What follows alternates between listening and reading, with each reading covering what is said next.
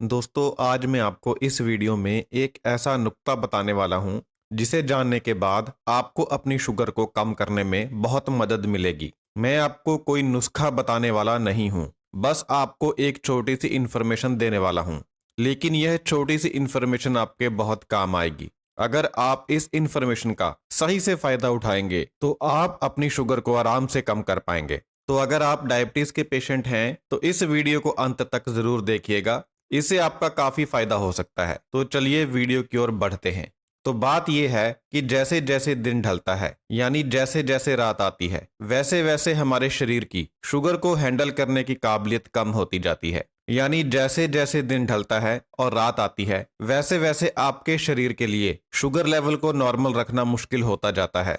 मैं इसे आपको एक एग्जाम्पल के साथ समझाता हूँ। मान लीजिए आपने सुबह 8 बजे हर 5 मिनट के बाद एक मीठी टॉफी खाना शुरू कर दिया। आप हर 5 मिनट के बाद एक मीठी टॉफी खा रहे हैं और आपका शरीर इसे हैंडल कर रहा है, आपके शुगर लेवल को नॉर्मल कर रहा है। लेकिन जैसे ही शाम आएगी तो आपके शरीर की इस शुगर को नॉर्मल करने की काबिलियत कम हो जाएगी। लेकिन जैसे ही सुबह आएगी तो आपका शरीर दोबारा से इस शुगर को नॉर्मल करना शुरू कर देगा। कहने का मतलब ये है कि जो खाना आप सुबह 8 बजे खाएंगे, अगर आप वही खाना रात को 8 बजे खाते हैं तो वो रात वाला खाना आपके शुगर लेवल को 2 गुना बढ़ाएगा। खाना वही है जो आपने सुबह 8 बजे खाया, लेकिन वही खाना अगर रात को 8 बजे खाया जाएगा तो आपकी शुगर 2 गुनी बढ़ जाएगी, क्योंकि रात के समय आपके शरीर की शुगर को हैंडल करने की काबिलियत कम हो जाती है। शुगर को नॉर्मल रखने की काबिलियत कम हो जाती है। हमारा शरीर 24 घंटे खाने के लिए नहीं बना है। हमारा शरीर इस तरीके से बना है कि जब रात होती है तो हमारा मेटाबॉलिज्म स्लो हो जाता है। रात को हमारा शरीर सोने के लिए बना है और दिन में काम करने के लिए बना है। इसलिए दिन में हमारा मेटाबॉलिज्म ज्यादा तेज होता है और रात को धीमा होता है। इसलिए अगर सेम खाना हम सुबह खाते हैं तो शुगर कम बढ़ती है, और सेम खाना अगर रात को खाते हैं तो शुगर ज्यादा बढ़ती है। यानी अगर आप एक रोटी सुबह खाएंगे तो शुगर कम बढ़ेगी, और वही एक रोटी अगर आप रात को खाएंगे तो आपकी शुगर ज्यादा बढ़ेगी। रोटी वही है, लेकिन खाने के समय में फर्क है। डायबिटीज का एक टेस्ट होता है जिसका नाम है ग्लूकोज टॉलरेंस टेस्ट। इस टेस्ट में यह देखा जाता है कि आपका शरीर कितनी तेजी से आपके खून में से शुगर को हटा पाता है। इस टेस्ट में आप पानी में ग्लूकोज को घोलकर पीते हैं और 2 घंटे के बाद अपना शुगर लेवल चेक करते हैं। 2 घंटे के बाद आपका शुगर लेवल 140 से कम होना चाहिए। अगर आपका शुगर लेवल 140 से लेकर 199 के बीच में आता है तो आपको प्री डायबिटिक माना जाता है। प्री डायबिटिक का मतलब होता है कि अभी आपको डायबिटीज पूरी तरह से हुई नहीं है, लेकिन हो सकती है। और अगर आपका शुगर लेवल 200 से ऊपर आता है तो यह माना जाता है कि आपको डायबिटीज पूरी तरह से हो चुकी है। अब मैंने जो आपको पहले टाइमिंग के बारे में बताया था, इसे कार्केडियन रिदम कहते हैं। डायबिटीज में टाइमिंग इतनी ज्यादा महत्वपूर्ण है कि अगर आप यह टेस्ट सुबह करवाते हैं तो आपकी रिपोर्ट नॉर्मल आ सकती है, और यही टेस्ट अगर आप दिन में करवाते हैं तो आपकी रिपोर्ट प्री डायबिटिक आ सकती है। अगर कोई बंदा प्री डायबिटिक है और सुबह 7 बजे टेस्ट करवाने पर उसकी रिपोर्ट अगर 163 आती है, तो वही बंदा अगर शाम को 7 बजे टेस्ट करवाएगा तो उसकी रिपोर्ट 200 से ऊपर आ सकती है। टाइमिंग का इतना असर होता है डायबिटीज में। सुबह के समय अगर आप हाई ग्लिस्मिक फूड खाते हैं और रात के समय अगर आप लो ग्लिस्मिक फूड खाते हैं, फिर भी रात के समय आपकी शुगर ज्यादा बढ़ सकती है। लेकिन अगर आप रात को हाई ग्लिस्मिक फूड खाते हैं तो फिर जरा सोच कर देखिए कि रात को आपकी शुगर कितनी ज्यादा बढ़ती होगी। तो आपको सुबह सबसे ज्यादा हाई कैलोरी वाला भोजन खाना चाहिए, दोपहर को उससे कम कैलोरी वाला भोजन खाना चाहिए, और रात को सबसे कम कैलोरी वाला भोजन खाना चाहिए। अगर आप दोपहर का खाना थोड़ा सा जल्दी खा लेते हैं या थोड़ा सा लेट खाते हैं तो इसका भी आपके शुगर लेवल के ऊपर असर होता है।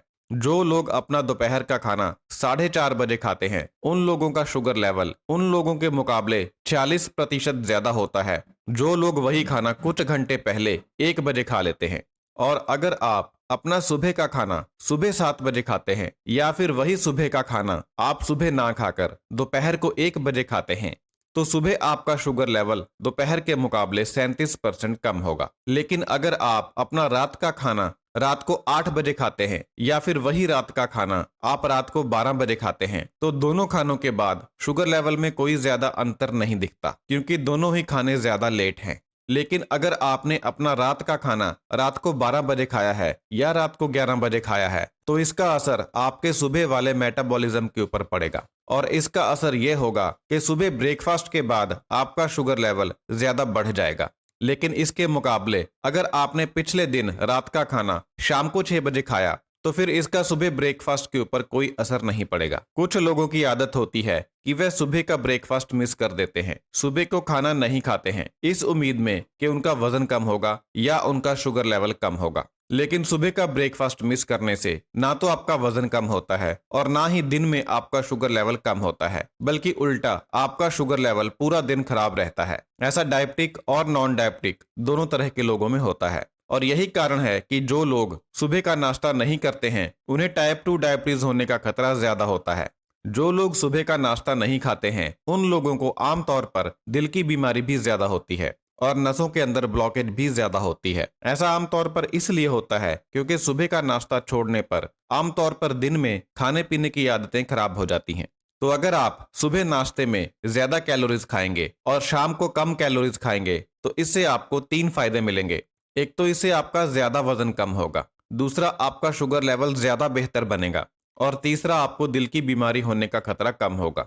अगर आप किसी वजह से अपना एक समय का खाना छोड़ना ही चाहते हैं तो सुबह के नाश्ते के बजाय रात का खाना छोड़ना ज्यादा अच्छा होगा। तो डायबिटीज वाले लोगों के लिए मैं ये कहूंगा कि अगर आप अपना सुबह का नाश्ता सुबह 7 बजे कर लेते हैं और दोपहर का खाना दोपहर को 1 बजे खा लेते हैं और रात का खाना शाम को 6 बजे खा लेते हैं और सुबह का नाश्ता सबसे भारी करते हैं, दोपहर का खाना सुबह के मुकाबले कम भारी खाते हैं और रात का खाना जो आप शाम को 6 बजे खा रहे हैं वह सबसे ज्यादा हल्का खाते हैं, तो आप देखेंगे कि आपका शुगर लेवल पहले के मुकाबले काफी ज्यादा अच्छा रहने लगा है।